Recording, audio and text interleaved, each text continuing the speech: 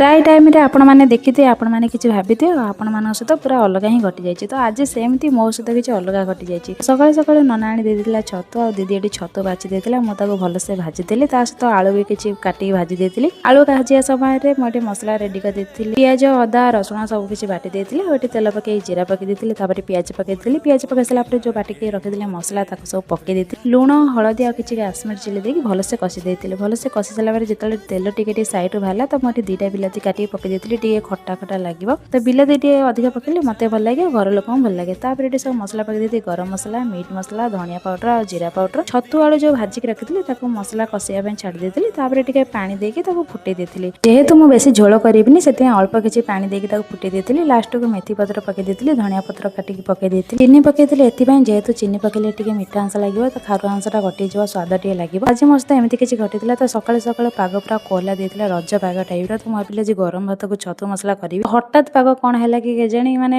खरा है जिते जोर से चिड़ा लगे तो भाविले आज गरम भात खाइबनी तो से मनटा टे दुख लगे। तो आज वीडियो मोर ये रहा तो देखा नेक्स्ट मिनी ब्लॉग रे। तो मो वीडियो केमी लगे और रेसिपी वीडियो केमी लगे निहाती भाव कमेंट करेंगे। रही जय जगन्नाथ।